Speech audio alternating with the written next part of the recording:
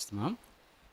ప్రభువుని వ్యక్తిగతంగా ఆరాధించక మునుపు దేవుని యొక్క వాక్యం నుండి మరి లేఖనాలు చూసుకొని లేఖనానుసారంగా మనం ప్రభువుని ఆరాధిద్దాము. ఆదికాండము 17వ అధ్యాయము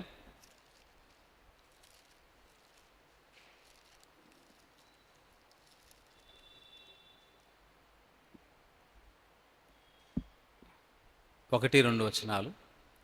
ఆదికాండము 17వ అధ్యాయము 1-2 వచనాలు. అబ్రాము 99 ఏండ్లవాడైనప్పుడు యెహోవా అతనికి ప్రత్యక్షమై, నేను సర్వశక్తిగల దేవుడను, నా సన్నిధిలో నడుచుచు నిందారహితుడివై ఉండుము, నాకును నీకును మధ్య నా నిబంధన నియమించి నిన్ను అత్యధికంగా అభివృద్ధి పొందించదనని అతనితో చెప్పాను. ప్రార్థన చేసుకుందాం.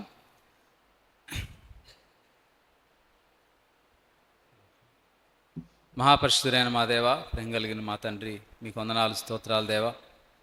ఈ ఉదయకాల సమయంలో మిమ్మల్ని ఆరాధించడానికి మా ప్రభువా నిజముగా ఆరాధించే ఆరాధికులుగా ఆత్మతో సత్యంతో మిమ్మల్ని ఆరాధించడానికి మేము చేరి ఉండగా దేవా, మీ యొక్క ఆత్మ నడిపింపును వెలిగింపును కోరుకుంటున్నా మా తండ్రి. మీరు మా మధ్యకు వచ్చి మీ మాటలు మాకు అందించండి. మరి ముఖ్యంగా నన్ను మీ సిలువ చాటును మరుగుపరుచుకొని మా ప్రభా దేవా, మీ యొక్క మరి ఔన్నత్యాన్ని, ఉన్నతమైన గుణలక్షణాలను మా ప్రభా మరి మా మధ్య ప్రచురం చేయమని, తద్వారా మిమ్మల్ని దేవా మా యొక్క అనుభవాల్లోంచి, హృదయం యొక్క అంతరంగంలో నుంచి, హృదయపు లోతుల్లో నుంచి మిమ్మల్ని ఆరాధించడానికి మమ్మల్ని సిద్ధపరచమని, మార్గ మధ్యలో మా ప్రియులను మా ప్రభా మీరు తీసుకొచ్చి మిమ్మల్ని ఆత్మతో సత్యంతో ఆరాధించేవారిగా చేయమని మీ సన్నిధిలో ప్రార్థిస్తూ, సమస్తమైన ఆటంకాలని, చీకటి శక్తులను యేసుక్రీస్తు నామములో బంధిస్తున్నాం. మా ప్రభు మీరే మీ కృపనిచ్చి మాట్లాడి మీరు ఆగ్రహించే సువాసనగా మా యొక్క ఆరాధన ఉన్నట్లుగా సహాయం చేయమని యేసుక్రీస్తు నామ పేరు స్తుతించి ప్రార్థిస్తున్నాం తండ్రి, ఆమేన్. దేవుడు తను తాను ప్రత్యక్షపరచుకున్నప్పుడు మరి రకరకాల పేర్లతో, ఆయన ఒక్క పేరుతో కాదు, రకరకాల పేర్లతో ఆయన తను తాను ప్రత్యక్షపరచుకున్నాం. ఈ దినాన మనం ఎల్ షదాయ్ అనే పదాన్ని మనం చూడబోతా ఉన్నాం. దాదే సర్వశక్తిమంతుడు. ఎల్ షదాయ్ అనంటే సర్వశక్తిమంతుడు. సో ఎలోహిం అనే పదాన్ని మనం అంతకుముందు చూసాం.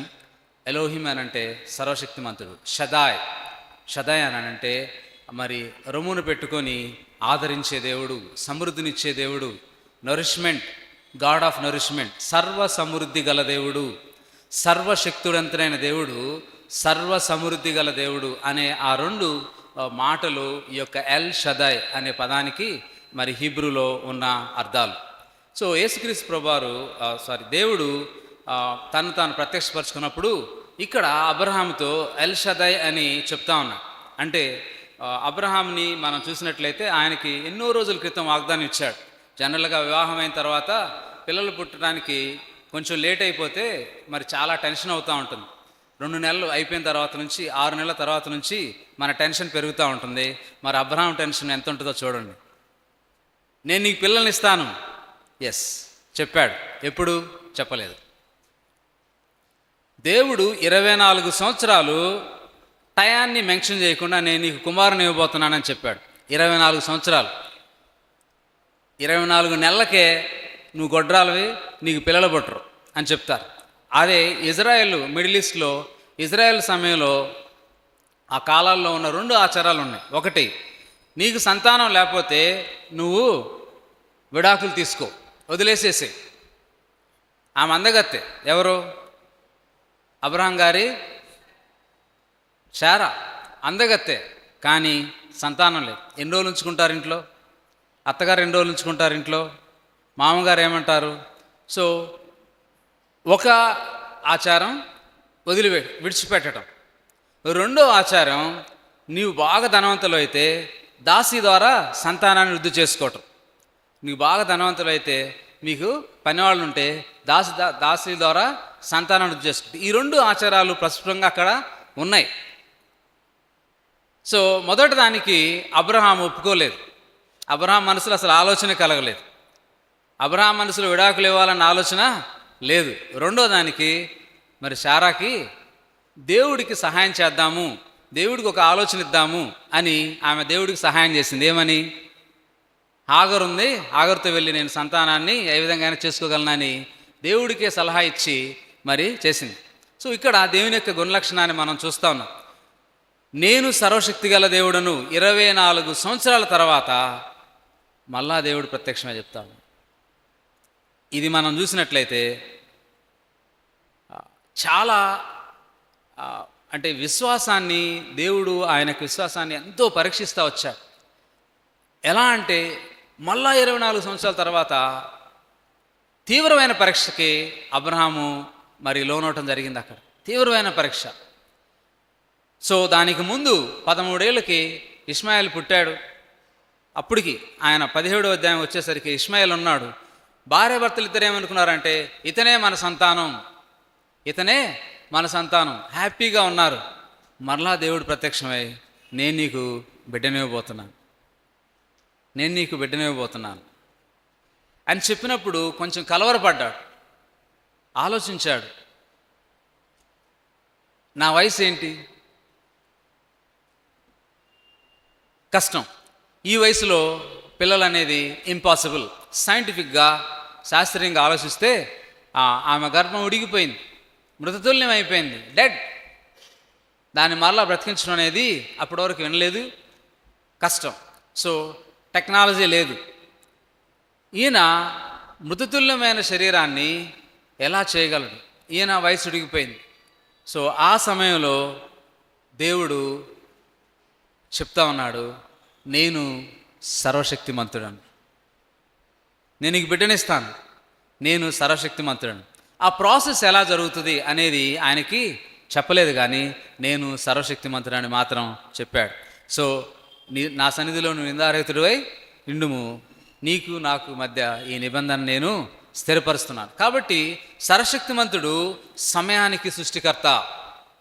ఈ భూమిని దాటితే మనకు సమయం అర్థమవుతుంది. ఈ భూమిలో ఉన్నంత వరకు మనకు 24 గంటలు అనేది తెలుస్తుంది. కాబట్టి ఈ సమయానికి ఆయన సృష్టికర్త. సో లేట్ అయిపోతుంది, డిలే అయిపోతుందని అనుకుంటున్న సమయంలో ఆయన చెప్తాను, నేను సర్వశక్తిమంతుడిని, ఈ సమయానికి సృష్టికర్తని, నేను విశ్వాన్ని నియంత్రించే దేవుణ్ణి, విశ్వాన్ని నేనే నియంత్రిస్తూ ఉన్నాను అని చెప్పాడు. సో ఈ యొక్క వాగ్దానానికి ముందు మళ్ళీ 13 సంవత్సరాలు మౌనంగా ఉన్నాడు దేవుడు, 13 సంవత్సరాల మౌనం. సో ఇట్లా మరి పిల్లలు లేని శారా యొక్క లైఫ్లో ఆయన సర్వశక్తిమంతుడుగా ఉన్నాడు, విశ్వాసాన్ని పరీక్షించాడు, మరి సర్వశక్తిమంతుడుగా ఉన్నాడు. సో దీని తర్వాత ఆయన అబ్రహాముగా, శారాయి నుంచి శారాగా మార్చాడు. 89 సంవత్సరాల వయసులో ప్రిన్సెస్, నువ్వు రాకుమారి అన్నాడు. ఎలా ఉంటుంది? యువర్ ప్రిన్సెస్, నువ్వు రాకుమారివి అంటే నవ్వు వస్తుంది. నేను రాకుమారిని ఏంటి? 89 సంవత్సరాల రాకుమారా నేను? దేవుడు సర్వశక్తిమంతుడని ఆయన మాటని మరి వాళ్ళిద్దరికీ చెప్పారు, నువ్వు జనములకు తండ్రి అవుతావు. సో వాళ్ళిద్దరు చేసిన తప్పు విషయంలో దేవుడు వాళ్ళని నిందించలేదు. ఇష్మాయేల్ని కూడా నేను ఆశీర్వదిస్తాను, నిన్ను కూడా నేను జనాంగంగా చేస్తాను అని అన్నాడు. తప్పుని అబ్రాము దేవుడిని అర్థం చేసుకున్న దాన్ని బట్టి వాళ్ళిద్దరిని అక్కడ దేవుడు శిక్షించినట్లుగా మనం చూడం. సో ఆ తర్వాత నువ్వు ప్రిన్సెస్వి అని ఆయన చక్కగా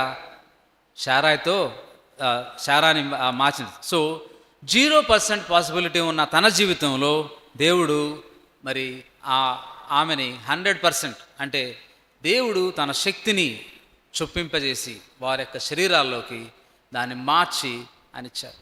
యేసుక్రీస్తు ప్రభువారి యొక్క జననం కూడా అంతే, సర్వశక్తిని నీడ ఆమెను క్రమ్ముకోవటం, దానివల్లనే ఆమె మరియా కన్సీవ్ అవటం అనేది ఇంపాసిబుల్, దాన్ని దేవుడు పాసిబుల్ చేశాడు. అందుకని నేను సర్వశక్తి గల దేవుడను అని చెప్తా ఉన్నాను. సో ఈయన జీవితం చూసాం, ఈయన యొక్క కొడుకు జీవితాన్ని మనం చూసినట్టు ఇస్సాకు 28:3, ఇదే అధ్యాయం 28:3.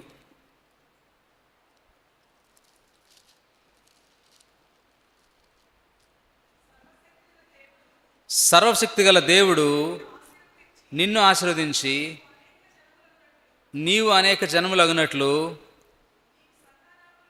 నీకు సంతానాభివృద్ధి కలుగజేసి నిన్ను విస్తరింపజేసి నీవు పరవాసమైన దేశమును అనగా దేవుడు అబ్రాహామునకు ఇచ్చిన దేశమును నీకు స్వాస్థ్యంగా నీవు స్వాస్థ్యంగా చేసుకున్నట్టు చాలు. సో ఇక్కడ అబ్రాహాము 2 వాగ్దానాలు చేశాడు. దేవుడు 2 వాగ్దానాలు చేశాడు. నీకు సంతానాన్ని ఇస్తాను, రెండో వాగ్దానం నీకు ఈ ప్రదేశాన్ని ఇస్తున్నాను, నీ నమ్మికను నేను నీతిగా ఎంచుచున్నాను, నీవు నన్ను నమ్మావు, ఆ నమ్మికను నేను నీకు నీతిగా ఎంచుచున్నాను అని చెప్పాడు. సో రెండో వాగ్దానం, ఈ భూమిని నీకు ఇస్తా ఉన్నా. ఇస్సాకు లైఫ్లో కూడా నేను సర్వశక్తిమంతుడను. యాకోబు జీవితం 35:11 కూడా మరి ఎల్ షడైగా ఆయన ఎలా ఉన్నాడు? మరియు దేవుడు, నేను సర్వశక్తి గల దేవుడను, నీవు ఫలించి అభివృద్ధి పొందుము, జనముల సమూహమును నీ వలన కలుగును, రాజులను నీ గర్భవాసమున పుట్టేదను, నేను అబ్రాహామునకు ఇస్సాకునకు ఇచ్చిన దేశం నీకు ఇచ్చేదను, తరువాత నీ సంతానమునకు ఈ దేశం ఇచ్చేదనని అతనితో చెప్పెను. సర్వశక్తి గల దేవుడను యాకోబు, నీ లైఫ్ ఎలా ఉన్నా నేను సర్వశక్తి గల దేవుడను, ఐ కెన్ ట్రాన్స్ఫార్మ్, నేను నిన్ను మార్చగలను, సర్వశక్తి గల దేవుడని అర్థం చేసుకోమని చెప్తా ఉన్నాను. అలాగనే మోషే యొక్క పరిస్థితిని మనం చూసినట్టయితే నిర్గమాకాండం 6:3 నిర్గమాకాండం 6:3 నేను సర్వశక్తి గల దేవుడను. ఎస్, పేరున అబ్రహాము, ఇస్సాకు, యాకోబులకు ప్రత్యక్షమైతిని, కానీ యెహోవాను నా నామమున దేని వారికి తెలియబడలేదు. యాహ్వే అనేది ఇక్కడ పరిచయం చేస్తున్నాడు. అయితే దానికి ముందు నేను సర్వశక్తి గల దేవుడను. ముగ్గురికి ఒకే మాట, ముగ్గురికి ఎల్ షడాయ్, నేను సర్వశక్తి గల దేవుడను, ముగ్గురికి 3 సందర్భాల్లో చెప్పి మీ సంతానాన్ని వృద్ధి చేస్తాను, మీకు స్వాస్థ్యాన్ని ఇస్తాను, మీకు సంతానమే కాదు మీకు స్వాస్థ్యాన్ని కూడా నేను ఇస్తానని మరి దేవుడే వాళ్ళకి సర్వశక్తి గల దేవుడుగా ముగ్గురికి బయలుపరుచుకున్నాడు. నేను సర్వశక్తి గల దేవుడను.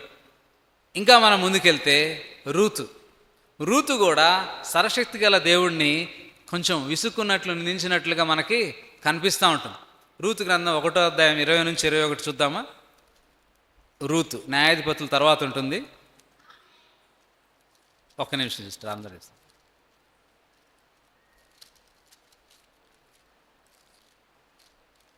ఆమె సర్వశక్తుడు నాకు చాలా దుఃఖము కలుగజేసిన గనుక నన్ను నయోమి అనక మారా అనుడి. తన యొక్క జీవితము సంపూర్ణంగా శిథిలావస్థకి, పతన స్థితికి చేరుకున్న సమయంలో సర్వశక్తుడు, ఆయన సర్వశక్తుడు, ఆమె ఆ స్థితిలో కూడా ఒక పాజిటివ్ నోట్ని చెప్తా ఉంది.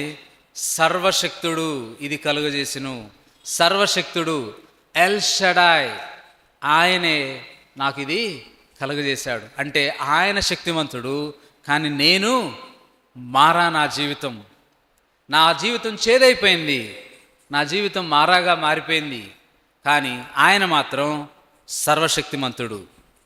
దేవుని యొక్క గుణలక్షణాలని అబ్రాహాము నుంచి, ఇస్సాకు నుంచి, యాకోబు నుండి, మోషే నుండి దేవుడు ఏ విధంగా అయితే తన్ను తాను ప్రత్యక్షపరుచుకున్నాడో ఆ మాటని ఆమె తన యొక్క అనుభవంలో నుంచి చెప్తా ఉంది. ఆయన సర్వశక్తిమంతుడు, కానీ నాకు ఇది కలుగజేశాడు. అయితే ఆ సర్వశక్తిమంతుడు తన జీవితంలో ఏం చేశాడు? ఇదంతా రూతు గ్రంథం. మరి నయోమికి ఏమైంది? నయోమికి సర్వశక్తుడు తన యొక్క సర్వశక్తి నుంచి ఏం చేశాడు అనే దాన్ని మనం చూసినట్లయితే చివరి అధ్యాయం 4:15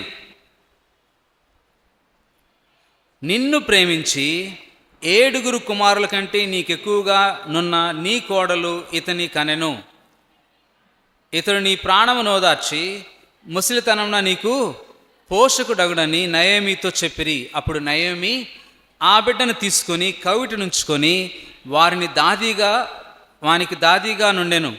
ఆమె పొరుగు స్త్రీలు నయోమి కొరకు కుమారుడు పుట్టెనని చెప్పి అతనికి ఓబేదు అను పేరు పెట్టిరి. అతడు దావీదునకు తండ్రి అయిన యెష్షయి యొక్క తండ్రి. సో మారా అనే జీవితాన్ని సర్వశక్తుడైన దేవుడు, ఎల్షదై అనే దేవుడు ఏ విధంగా మార్చాడు? తన మనవల్ని చూసుకోగలిగి ఆ జీనియాలజీలోకి ఆమెను తీసుకొచ్చాడు. మరలా ఆ జీనియాలజీలో అయితే తనకు అవకాశం లేదు, కానీ దేవుడు తనకి ఆపాదిస్తూ ఉన్నాడు. నువ్వు వీళ్ళని పెంచుతావు, నీ పేరు కూడా ఈ లిస్టులో ఉంటుంది అని. సో నీకు ఏ అయితే అర్హత లేదో, యోగ్యత లేదో, నీకు పిల్లలు పుట్టడానికి ఆమె వయసు కూడా పుట్టే వయసు కాదు, కానీ రూతు ద్వారా ఆమె గ్రాండ్మా అయింది, దాది అయింది, కేర్ టేకర్ అయింది. సో ఎలాంటి దేవుని యొక్క గుణలక్షణం, ఎంత గొప్ప గుణలక్షణాన్ని అక్కడ ఆమె ఎక్స్ప్రెస్ చేస్తున్నానంటే, సర్వశక్తుడు రొమ్మును పెట్టుకొని నన్ను పోషించే పోషకుడు. నేను రొట్టెలను వదిలిపెట్టి వెళ్ళిపోయాను, కానీ మళ్ళా దేవుడు నన్ను తిరిగి ఇక్కడికి తీసుకొచ్చాడు. నన్ను గ్రాండ్మా అయ్యే అవకాశాన్ని, నాకు గ్రాండ్మా అయ్యే ఆధిక్యతనిచ్చాడు. ఆ తర్వాత ఆ సంతానాన్ని ఎత్తుకొని నేను పెంచే ఆ యొక్క ఆధిక్యతను కూడా తనకు దయచేశాడు. సో దాదిగా అంటే ఆ రొమ్మును ఎత్తుకొని ఆనించుకొని పిల్లల్ని పెంచే అయోగ్యత ఇచ్చాడు. ఎందుకనంటే ఆయన యొక్క లక్షణం అది ఏంటనంటే, రొమ్మును ఎత్తుకొని పోషించే పోషకుడు, సర్వ సమృద్ధి గల దేవుడు, సర్వ సమృద్ధినిచ్చే దేవుడు, సర్వశక్తిమంతుడైన దేవుడు ఎల్షదై, సర్వ సమృద్ధినిచ్చే దేవుడు. ఈ యొక్క ఎండిపోయిన తన జీవితం, అవకాశం లేని తన జీవితం, దానికి దేవుడు ఆమెని మరలా చిగురించే జీవితాన్ని తనకి ఇచ్చాడు, సంతోషించే జీవితాన్ని తనకి ఇచ్చాడు. సర్వశక్తుడుగా, సర్వ సమృద్ధి కలిగిన దేవుడుగా రూతు యొక్క లైఫ్లో మరి మనం దేవుణ్ణి చూడొచ్చు. తన యొక్క లైఫ్ ఎండిపోయింది దాని నుంచి. సో అబ్రహాము, ఇస్సాకు, యాకోబు, మోషే, రూతు వీళ్ళ యొక్క జీవితాల్లో ఆయన యొక్క సర్వశక్తిని ప్రస్ఫుటంగా చూడగలం. ఆయన నేను సర్వశక్తిమంతుణ్ణి. So impossible. మోషే యొక్క ప్రయత్నం, తన శక్తితో ఏమనుకున్నాడంటే, ఒక్కొక్కరిని చంపేసుకుంటా వెళ్ళిపోతే ఐగుప్తులందరిని లేపేయచ్చు. ఎవరైతే ఎబ్రీల్ని ఇబ్బంది పెడుతున్నారో వాళ్ళని చంపేసుకున్న తన శక్తిని ఉపయోగించి, తన జ్ఞానాన్ని ఉపయోగించి ఇజ్రాయెల్ ప్రజల్ని ఐగుప్తు నుంచి విడిపించాలని మొట్టమొదటిగా ప్రయత్నించాడు. అక్కడితో అయిపోయింది. 40 సంవత్సరాలు తనకు శక్తి లేదని దేవుడు ఎరిగేటట్లుగా చేశాడు. ఆ రాజు దగ్గరక నాకు మాటలు రావు, నేను ఎత్తివాడిని, నేను వెళ్ళలేను అని చెప్పే పరిస్థితికి వచ్చాడు. అంతకుముందు పవర్ఫుల్, వాడిని కొట్టేసి పూర్తి చేసేసాడు. అంత శక్తివంతుడు 40 ఏళ్ళ తర్వాత నేను వెళ్ళలేను, అయితే నువ్వు వెళ్ళు. అంతమంది ప్రజల్ని విడిపించడానికి, ఒకళ్ళని చంపాల్సి వచ్చింది, కానీ అంతమంది లక్షల మంది ఇజ్రాయెల్ ప్రజల్ని సర్వశక్తుడైన దేవుడు మోషేతో బయటకు తీసుకొచ్చాడు. మోషే యొక్క లైఫ్లో మనం దీన్ని చూడొచ్చు. సర్వశక్తిమంతుడు, ఇంపాసిబుల్. బహుశా మోషే అనుకుని ఉంటాడు, ప్రభా నేను అంతమంది ట్రై చేశాను, ఇజ్రాయెల్ ప్రజలను విడిపిద్దాము ఆ బానిసత్వం నుంచి అనుకొని, కానీ కాలేదు. సరే నువ్వు చెప్తున్నాగా వెళ్తానని మనసులో అనుకొని ఉంటాడు.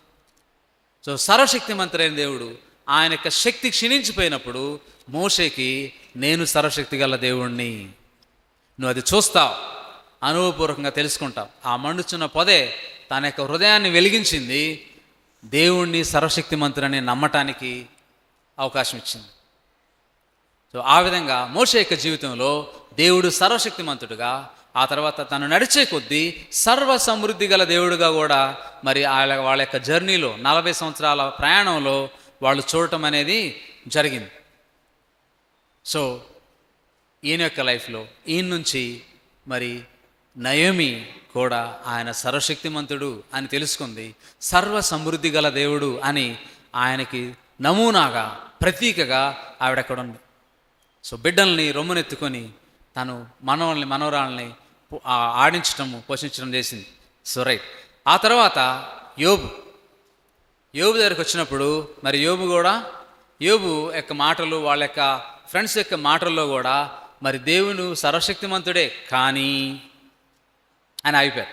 యోబు గ్రంథం 6వ అధ్యాయం 4.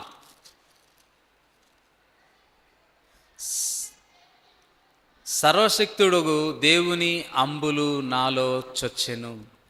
నాకు బాధ ఉంది, నాకు నొప్పి తెలుస్తుంది, కానీ ఆయన సర్వశక్తిమంతుడు. నా నొప్పి కంటే కూడా గొప్పవాడు ఎవరనంటే ఆయన. నా నొప్పి కంటే కూడా గొప్పవాడు ఆయన, సర్వశక్తిమంతుడు. వీళ్ళందరి ఫేజెస్ని మనం కనుక ఆలోచిస్తే కామన్గా ఉన్నది ఏంటి అనంటే పెయిన్, బాధ. వీళ్ళందరి లైఫ్స్లో పెయిన్ అనేది మనం కామన్గా చూస్తూ ఉన్నాం. అందరి లైఫ్స్లో కొంచెం ఇస్సాకు తక్కువ ఉంది, కానీ అందరి జీవితాల్లో కామన్గా ఉంది ఏంటంటే పెయిన్, బాధ. అయినప్పటికీ వాళ్ళు చెప్తున్న మాట ఏంటంటే సర్వశక్తుడు దేవుడు సర్వశక్తుడు. ఆయన యొక్క శక్తిని, ఆయన యొక్క ఔన్నత్యాన్ని వీళ్ళు గమనించి చెప్తున్న మాట ఏంటంటే ఆయన సర్వశక్తిమంతుడు. ఆయన అంబులు నాలో చొచ్చెను. నేను చచ్చానా? నేను చనిపోయానా? లేదే. ఆయన అంబులు నాలో చొచ్చెను, అయినా పర్వాలేదు. 8:3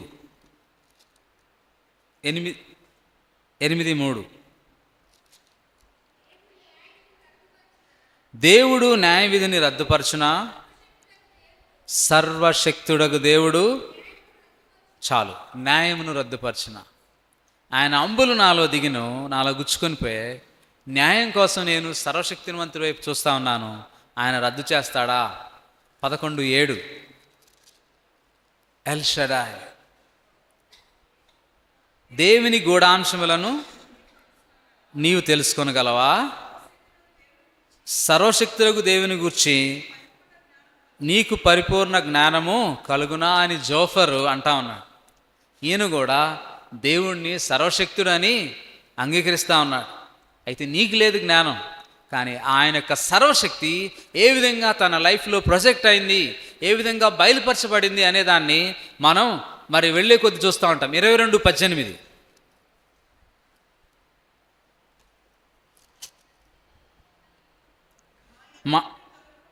మా యుద్ధ నుండి తొలగిపోమ్మనియు సర్వశక్తులకు దేవుడు ఏమి చేయననియు వారు దేవునితో అందరు. ఇక్కడ కూడా ఎలీఫస్ కూడా దేవుడు సర్వశక్తిమంతుడు. 27:2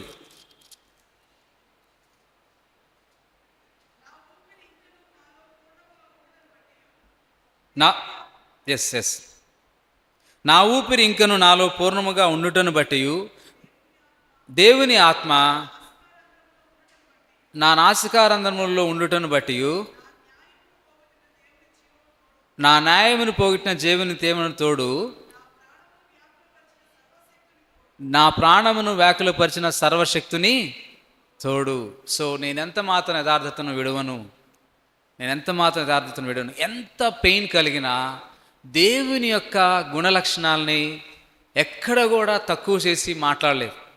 దేవుని యొక్క గుణలక్షణమైన ఎల్ షడాయ్, ఆయన ఎల్ షడాయ్ దేవుడు, ఆయన సర్వశక్తిమంతుడు అని యోబు యొక్క నోట్లోంచి విన్న ఫ్రెండ్స్ కూడా అవును ఆయన సర్వశక్తిమంతుడే, కానీ నీకు పరిపూర్ణ జ్ఞానం ఉందా? ఆయన గురించి న్యాయం జరుగుతుందా నీకు అని అడుగుతున్నారు. కానీ దేవుడు సర్వశక్తిమంతుడు అంటే ఆయన యొక్క హీన స్థితిలో నుంచి, బెడ్ మీద కూడా కూర్చోవడానికి ఆ పరిస్థితి లేని స్థితిలో నుంచి ఆయన 40 చివరి అధ్యాయం మనం చూసినట్లయితే దేవుడు ఎలాంటి పరిస్థితి ఆయనకి ఇచ్చాడు? 42లో 2 అధికముగా యెహోవా అతనికి దయచేసెను. 2 అతనికి ఎల్ షడాయ్.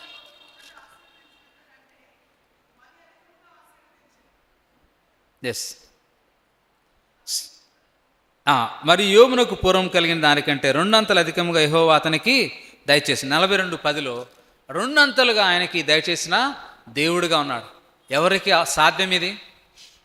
కురుపులతోనే లైఫ్ ఎండ్ అయిపోతాం అనుకున్న ఆయన్ని మరి సంతానం ఇచ్చి ఆస్తినిచ్చి దేవుడు మరలా సర్వశక్తిమంతుడు అని ఆయన నిరూపించినట్లుగా మనం చూస్తాం. ఎల్ షడాయిగా తన యొక్క లైఫ్లో ఉన్నాడు. ఎన్నో పెయిన్స్ నుంచి ఆయన వెళ్ళినప్పటికీ ఆయన సర్వశక్తిమంతుడు. సో ప్రకృతి నియమాలకు ఆయన అతీతుడు. సమయానికి కర్త, సమయాన్ని సృష్టించింది ఆయనే. ప్రకృతి నియమాలకు ఆయన అతీతుడు. ప్రకృతి నియమం ప్రకారం ఇది జరుగుతుంది, కానీ ఆయన అతీతంగా దాన్ని చేయగల దేవుడు, పోషించే దేవుడు, స్తన్యమిచ్చి మనల్ని పోషించే దేవుడుగా ఉన్నాడు. అందుకని ఎల్ షడాయ్ సర్వశక్తిమంతుడు, ఎల్ షడాయ్ సర్వ సమృద్ధి గల దేవుడు అని మనం చూస్తా ఉన్నాం. మరి ఈ విషయాన్ని 49 ఆదికాండం 49, 23, 25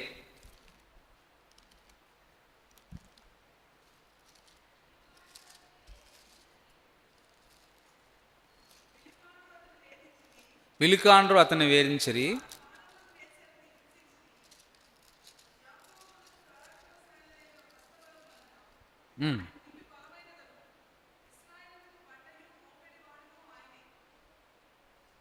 ఎస్ సిస్టర్.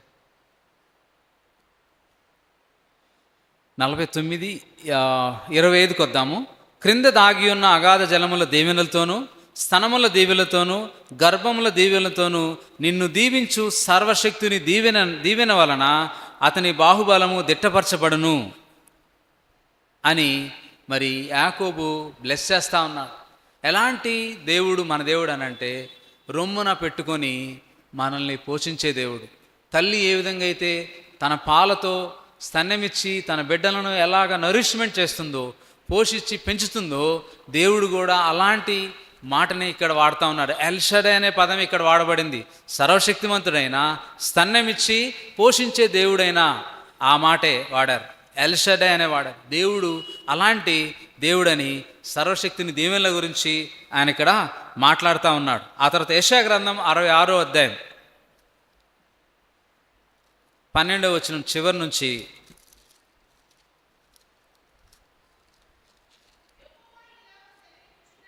యెహోవా ఇలాగ సెలవిచ్చున్నాడు, ఆలకించుడి, నదివలే సమాధానమును ఆమె ఎద్దుకు పారజేయుదును.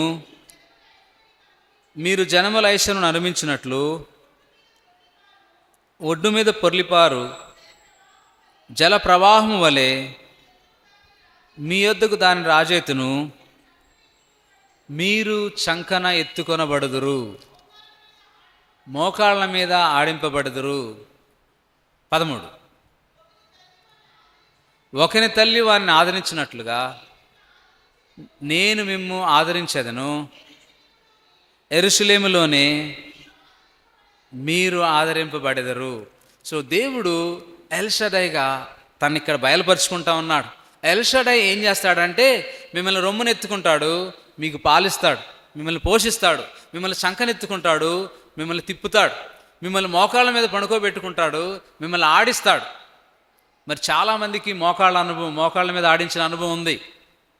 సో నేను మా అక్క పిల్లల్ని ఆడించాను, తర్వాత మా పిల్లల్ని ఆడించాను, ఇంకా ఏమైంది, అట్లానే మీరు మీ సంతానాన్ని, తర్వాత సంతానాన్ని ఆడిస్తారు. అట్లా దేవుడు మనల్ని మరి ఆడిస్తూ వచ్చాడు, మోకాళ్ళ మీద ఆడించే దేవుడు.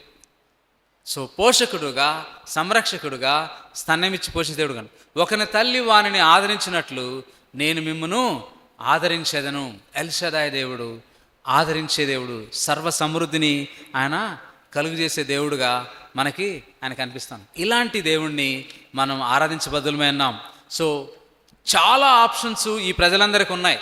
ఆ కాలంలో వర్షానికి ఒక దేవత, సంతానానికి ఒక దేవత, పంటలకు ఒక దేవత, ఇట్లా రకరకాల దేవతల దగ్గరికి వెళ్ళిపోయి మాకు ఇవి అని అడిగే పరిస్థితి. అబ్రహాము నుంచి మరి మనం చూసినట్టయితే యెషయా వరకు కూడా ఇలాంటి పరిస్థితిలో ప్రజలు ఉన్నారు.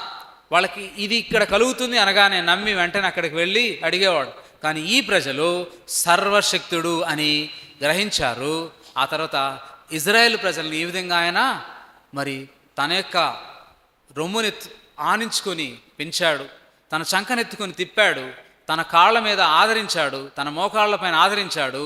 ఆ తర్వాత ఒక తల్లి ఆదరించినట్లుగా ఆయన ఆదరించాడు. ప్రతి అవసరాన్ని తీర్చే దేవుడుగా ఈయన మన జీవితంలో ఉన్నాడు. వాళ్ళ యొక్క అవసరం, అబ్రహాము యొక్క అవసరం, ఇస్సాకు యొక్క అవసరం, యాకోబు అవసరం, రూతు యొక్క, నయోమి యొక్క అవసరం, మోషే యొక్క అవసరం, ఇజ్రాయేల్ ప్రజల యొక్క అవసరాలు ఏందనంటే వాళ్ళ అవసరాలన్నింటినీ కూడా తీర్చగలిగిన సర్వశక్తుడైన దేవుడుగా, సర్వ సమృద్ధి కలిగిన దేవుడుగా ఉన్నాడు. కష్ట సమయాల్లో ఓదార్చే దేవుడుగా, ఆదరించే దేవుడుగా, పోషించే దేవుడుగా ఆయన ఉన్నాడు. సో అందుకని దేవునితో నడిచే రహస్యం ఏంటనంటే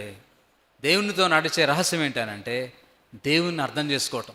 ఈ ప్రజలందరూ వాళ్ళ యొక్క జీవితంలో దేవుడు ఎల్ షడాయ్, ఆయన సర్వశక్తిమంతుడు.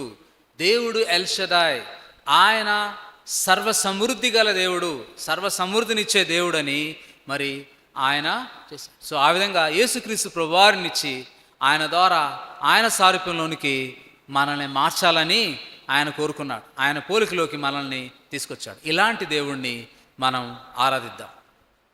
దేవుడు ఎల్ షదాయ్గా ఆయన పరిచయం చేసుకున్నాడు. మన జీవితాల్లో కూడా అలాంటిదే చేశాడు. ఇంపాసిబుల్ ఏంటనంటే ఒకని హృదయం మారటం. ఇంపాసిబుల్ ఏందనంటే కనిపించని దేవుణ్ణి నమ్మటం. ఇంపాసిబుల్ ఏందనంటే దేవునికి బిడ్డలుగా మనం అవ్వటం. యేసుక్రీస్తు ప్రభువారి ద్వారా దీనిని దేవుడు సాధ్యం చేశాడు. ఆ తర్వాత కొంతమంది మనం మరి మరణ పడకల దగ్గరకు వెళ్ళాం. ఎన్నో బాధల నుంచి మనం వెళ్తూ ఉన్నాము. కానీ మనం తెలియకుండా మనం గ్రహించేది ఏంటంటే, మనం చూసేది ఏంటంటే ఆయన సర్వశక్తిమంతుడు. గత 4 రోజులుగా ఈ పోస్టల్ కాలనీలో దొంగలు తిరుగుతూ ఉన్నారు. మా ఇంటికి కూడా వచ్చారు మొన్న. సో నేను ఎప్పుడైతే దేవుని వాక్యాన్ని ఆలోచిస్తూ ధ్యానిస్తూ ఉన్నానో గత 2 రోజులుగా నిద్రలేదు నాకు. దేవుడు మంచి టైం ఇచ్చాడు కదా కూర్చొని ధ్యానించడానికి. సో మా ఇంటికి కూడా వచ్చారు. ఇది ఆలోచిస్తూ ఉన్నప్పుడు దీని ద్వారా కూడా దేవుడు నాకు చెప్తా ఉన్నాడు, నేను సర్వశక్తిమంతుని. నేను అనుకున్నాను ఎవరైనా వచ్చి ఏదైనా చేస్తే అసలు నెక్స్ట్ ఆదివారం నేను ఏమి నుంచో వాక్యం చెప్పగలను. నువ్వెన్ని చేసుకున్నా కానీ ఆయన సర్వశక్తిమంతుడు. సో అది కూడా దాన్ని కూడా చెప్పాడు, నేను సర్వశక్తిమంతుడిని, నువ్వు హ్యాపీగా పడుకో. రాత్రి ఎవరు రాలేదు, మరి ఎటు వెళ్ళారో తెలియదు. 3 రోజులు వరుసగా పోస్టుల కానీ ఎల్ షదాయ్ చర్చి దగ్గరకు వచ్చారు. అది కూడా ఉంటుంది ఆ మూలలోనే. అది ఎల్ షదాయ్ చర్చే. నా వాక్యం యొక్క భాగం కూడా ఎల్ షదాయే. అది కోయిన్సైడ్ అవుతూ వచ్చాయి. 3 రోజులు వాళ్ళు అరుస్తూ ఉన్నారు, పెద్దవాళ్ళు తిరుగుతూ ఉన్నారు, చేశారు. కానీ రాత్రి అయితే లేరు. రాత్రి కూడా నిద్ర లేదు, అయినా పర్లేదు. దేవుడు సర్వశక్తిమంతుడుగా తను తాను బయలుపరచు. మన జీవితంలో ఎన్ని నిరాశ నిస్పృహ పరిస్థితుల్లో, నిందారహిత నిందించబడిన పరిస్థితుల్లో, బాధలలో, నొప్పి, పెయిన్ అనుభవిస్తున్న సమయాల్లో ఆయన మనల్ని ఓదార్చి, ఆయన ఆరాధించి, ఆయన సర్వశక్తిని గమనించే వ్యక్తులుగా చేశారు.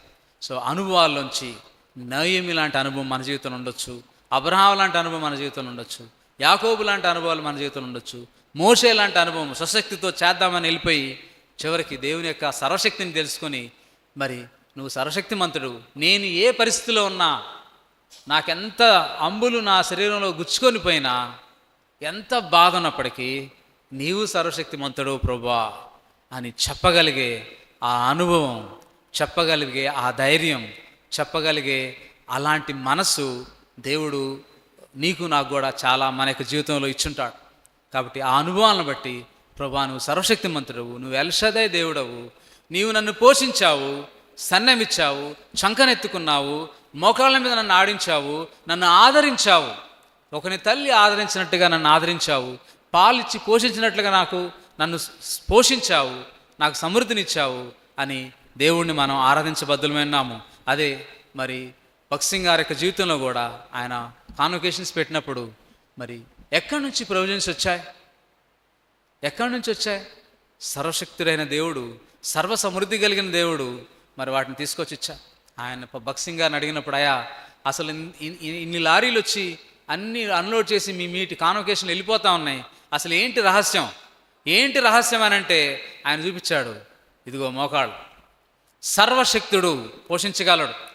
జార్జ్ ముల్లర్ గారు ఆర్ఫనేజ్ నడుపుతూ ఉన్నప్పుడు, ఆర్ఫనేజ్ అని అంటే మనకు తెలుసు, ఎవరో ఒకరు సహాయం చేస్తే తప్ప వాళ్ళు పోషించబడరు, డబ్బులుండి కాదు, ఆయన లేకుండానే 42 దేశాల్లో ఆర్ఫనైజెస్ నడిపాడు. సో పిల్లలకు ఆకలినప్పుడు 2 గంటల ముందు ప్లేట్లు పట్టుకోండి, దేవుడిస్తాడు. ఆ మధ్యలో ఉన్న హెల్పర్స్ వాళ్ళంతా టెన్షన్ పడుతూ ఉన్నారు, అసలు ఏమీ లేవు వండి పెట్టడానికి ఇంతమంది పిల్లలకి ఎట్లా అని అంటే, జార్జ్ ముల్లర్ గారు, నేను ప్రార్థన చేస్తాను, దేవుడిస్తాడు, పిల్లల ప్లేట్లు రెడీ చేయండి, ప్లేట్లు పెట్టుకోండి. ఒక పెద్ద రొట్టెల ట్రక్ వచ్చింది, ఆ ట్రక్ నిండా రొట్టెలు ఉన్నాయి, వాళ్ళందరికీ ఇచ్చింది.